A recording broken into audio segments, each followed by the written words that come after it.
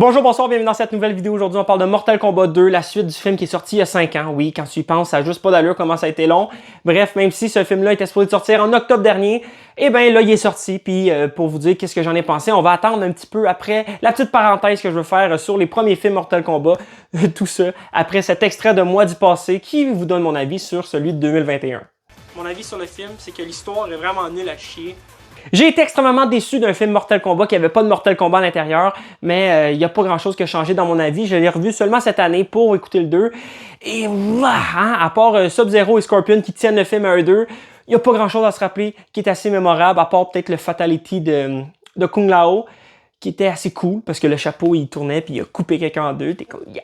À part de ça, ben ils ont voulu nous introduire un nouveau personnage inédit, hein, Cole Young, qui est un descendant de Scorpion. Et là tu fais comme c'est peut-être une des plus grosses gaffes qu'ils ont fait de couper le développement des personnages qu'on connaît déjà pour introduire un nouveau qui prend un petit peu trop de place et même qui a pris la place peut-être d'un Johnny Cage qui aurait pu être introduit dans le premier film, ce qui aurait évité peut-être 2-3 répétitions entre le 1 et le 2. Et ça, ils le savent très bien et c'est pour ça que sur le poster, mettons, de Mortal Kombat 2, on a Johnny Cage en gros et où est-ce qu'il est Cole Young? C'est ça, en petit dans le coin.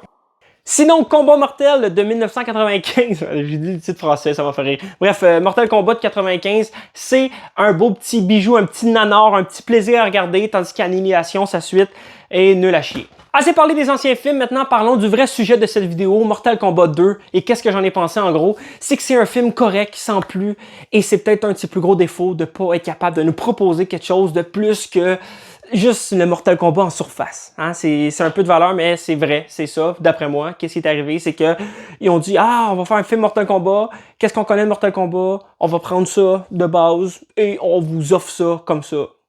Pour ce qui est de l'histoire du film, c'est quand même assez simple hein, quand tu connais l'univers Mortal Kombat. C'est que l'Outworld, donc le monde de Shao Kahn, veulent dominer un autre monde. Et pour le faire, ils doivent réussir à gagner 10 Mortal Kombat d'affilée.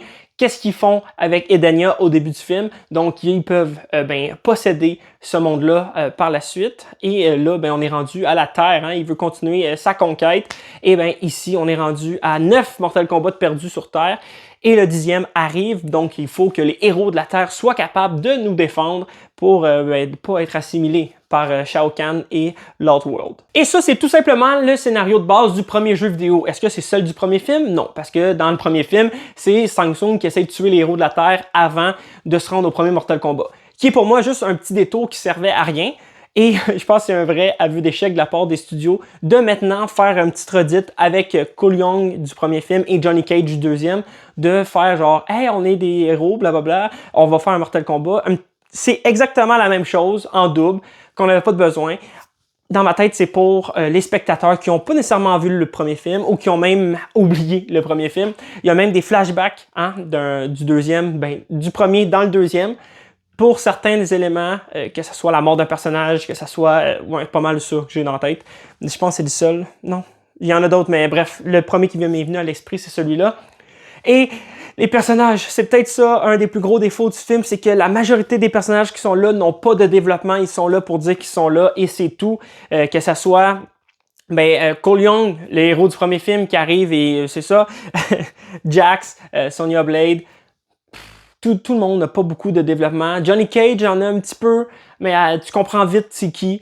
Ensuite de ça, peut-être mon personnage préféré du film, puis je pensais jamais que ça allait être, c'est Kitana, qui a potentiellement le plus gros développement du film. C'est le personnage qu'on suit peut-être le plus.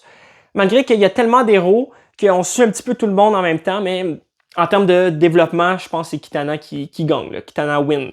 En termes de méchants, je trouve qu'ils sont pas tant charismatiques. Hein? On a Shang Tsung qui est encore pas très présent. Shao Kahn qui est le big boss, hein? Qui est trop présent pour être le big boss. Genre, je me comprends, mais c'est pas normal qu'il fait autant de combats. Je pense dans un Mortal Kombat. Dans la tête à moi, c'est genre le boss final. Puis le boss final, t'es pas supposé de le battre à chaque niveau. Tu sais, à chaque fin de monde. Bref, Bowser, tu le bats quasiment à chaque fois. Oubliez ça, mais je me comprends dans qu'est-ce que je veux dire. Sinon, on a Quan Chi, qui est un sorcier, qui est quand même badass, mais qui fait pas grand-chose à part juste réanimer Kano. Pourquoi? Pour pas grand-chose, à part savoir où est l'amulette de Shinnok. Et Shinnok, qui va probablement être le méchant du troisième film, hein, avec tout ce qui se passe. Bref, Je suis pas d'accord avec certains traitements de personnages, surtout tout ce qui touche à Liu Kang, qui est pour moi le héros de Mortal Kombat. En gros, c'est le héros, ok? Oui, certains timelines ou certaines itérations vont mettre Johnny Cage de l'avant. Pour moi, c'est Liu Kang. Mais bref, ça, c'est dans mon cœur. Et en termes de combat, c'est Liu Kang et Kung Lao qui ont le meilleur combat du film en termes visuellement, artistiquement, en termes de comment je pourrais dire ça, chorégraphie, c'est ça que je cherchais comme mot. Je trouve que c'est le plus abouti en termes de combat. On va faire une petite section spoilers pour parler de certaines fins de personnages que j'ai pas nécessairement aimé. Bref, je l'ai dit tantôt, le traitement de Liu Kang, je l'aime pas. Ils l'ont tué, je comprends pas pourquoi. C'est supposé être le héros. Ensuite de ça, on a Kano qui est pour moi un personnage assez désagréable à suivre. Surtout le fait qu'ils l'ont réanimé pour absolument rien parce que la lunette était où? Dans sa poche. Bref, ensuite de ça, Sonya Blade puis Jax, je trouve qu'il manque un petit peu de développement. Même Sonya Blade et Johnny Cage, je trouve qu'il n'y a aucune interaction en termes d'histoire d'amour qui serait supposée, entre guillemets, arriver éventuellement à potentiellement avoir un enfant ensemble même. Mais ça dépend de quel timeline ils vont prendre pour faire les films. Bref, ça reste à leur discrétion, mais un petit tour d'amour, ça aurait pu être cool parce que même entre Kitana et Liu Kang, il n'y a pas grand-chose. Shao Kahn, beaucoup trop fort pour la ligue. Qu'est-ce qu'il fait là, le gars? Comme j'ai dit, il bat beaucoup trop de monde. Puis le fatality qu'il donne à Cole Young, c'était gratuit, mais c'était aussi prévisible. Et c'est peut-être un des problèmes.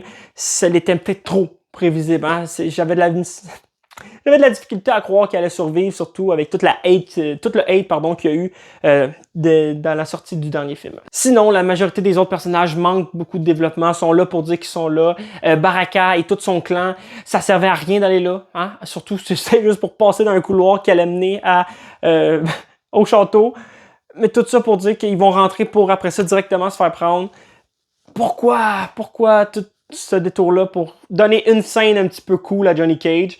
Ah, peut-être. Mais bref, fait chier. Et le dernier point que je voulais aborder avant la fin de cette vidéo, c'est que le fait que Sub-Zero, qui est pas Sub-Zero, mais New Boat, ou bref, le gars qui contrôle les ombres, là, qui est Bian, mort, ressuscité, et Scorpion, je trouve qu'ils sont trop poussés dans le film. Ils ont été introduits d'une façon genre, hey, on n'avait pas le choix de les mettre là, genre, vous êtes content de les voir, hein, vous êtes content qu'ils soient là. Je trouve que c'était forcé, c'est ça. C'était un petit peu trop forcé de voir Scorpion dans le film, de la façon que c'est amené, du fait que hey, vous avez besoin d'un guide, il est là, lui, hein, ok? Oubliez pas, le Scorpion est en enfer, là, il vous attend. Pouah! Puis le combat est correct, sans plus. Mais comme j'ai dit tantôt, Kano, je le trouve insupportable. Fait que dès qu'il est là à l'écran, je suis comme fait chier quoi. Mais c'est ça, c'est décevant. Bref, ouais, c'est ça. Je vais finir là-dessus sur le fait que c'est un film qui m'a déçu. Ouais, déçu. Sur ça, je vous dis merci beaucoup d'avoir regardé la vidéo. Vous pouvez partager, liker, commenter. Faites ce que vous voulez, il n'y a pas de problème. Mais ça serait quand même cool que vous me dites votre jeu Mortal Kombat préféré ou même votre film préféré. Ou votre personnage préféré du film ou du jeu. Bref, c'est pas grave. Oubliez pas de manger votre popcorn sans beurre parce qu'avec du beurre, c'est dégueulasse. Ciao!